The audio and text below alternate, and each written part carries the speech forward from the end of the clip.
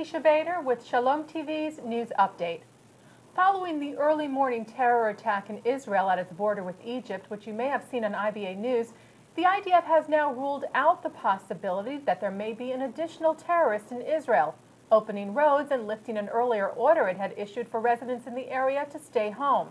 Egyptian security forces are reportedly searching for the additional terrorist in the Sinai, said to be involved in the attack that killed an Israeli civilian. Israel's defense minister Ehud Barak said that Israel expected the new president in Egypt, whoever it is, to retake control of the Sinai and rid it of its terrorist infrastructure. North Sinai Governor Abdel Wahab Mabrouk claims that the Sinai border is secure. The Jerusalem Post reports that Hamas leaders today welcomed the self-declared victory of Muslim Brotherhood candidate Mohamed Morsi in Egypt's presidential election. Both Morsi and rival Ahmed Shafiq have claimed they are leading the race, while Egypt's Presidential Election Committee is still compiling results and is set to announce the winner on Thursday. Eyewitnesses in the Gaza Strip reported that after Morsi went on TV to claim his supposed victory, hundreds of Palestinians took to the Gaza streets to celebrate. Palestinians said that Morsi's victory was a gift to Hamas and a blow to its rivals in the Palestinian Authority.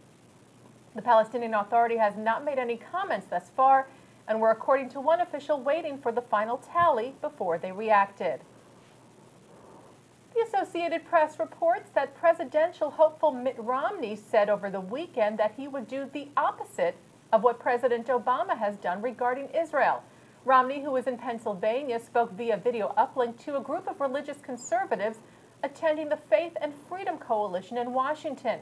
Romney told them that he believes that the president is more concerned about Israel attacking Iran than he is about Iran obtaining a nuclear weapon. Romney stated, "I think by and large you can just look at the things the president has done and do the opposite." Democrats accused Romney of distorting Obama's record on Israel. Spokesman Ben LaBolt said that Obama has given Israel more security assistance than any other administration and has stood with Israel at the United Nations. Israel's Deputy Prime Minister Shaul Mofaz presented recommendations today by the Plesner Committee assigned to finding an alternative to the Tal law, which had exempted Haredim or Ultraorthodox from military service. The law was recently ruled unconstitutional by Israel's Supreme Court. In the recommendations, Mofaz said that 80% of Ultraorthodox eligible for Army service will be recruited to the IDF, as well as to national non-military service, such as Israel Police, the Prison Service, and the Fire Service, while 20% will receive exemptions for religious studies.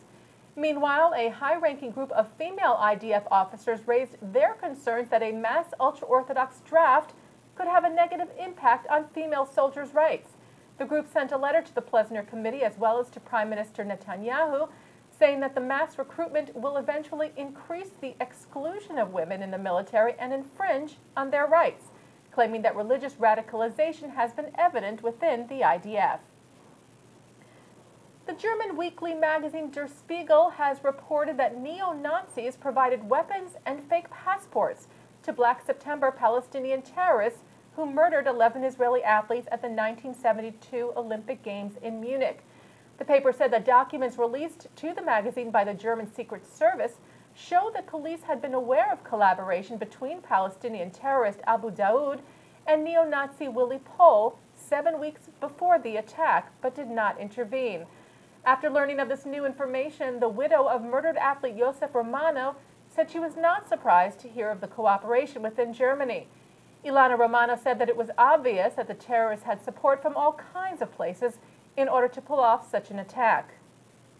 Anki Spitzer, widow of Andrei Spitzer, said she was surprised by the new information, but said that the families who have been looking for answers for 40 years still do not have a full picture of what happened in Munich.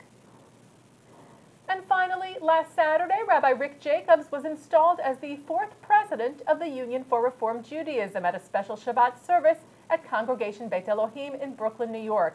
In his speech, Jacobs said that he was both humbled by the task that lay before him and inspired by those who have brought the movement to this point, paying homage to both outgoing President Rabbi Eric Yaffe and Yaffe's predecessor, the late Rabbi Alexander Schindler.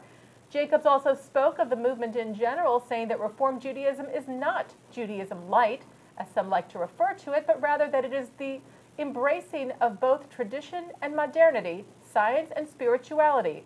Ours is the Judaism of autonomy, inclusiveness, creativity, passion, relevance, and depth, Jacob said. We are the Judaism for a new era, and it's time we let the whole world know.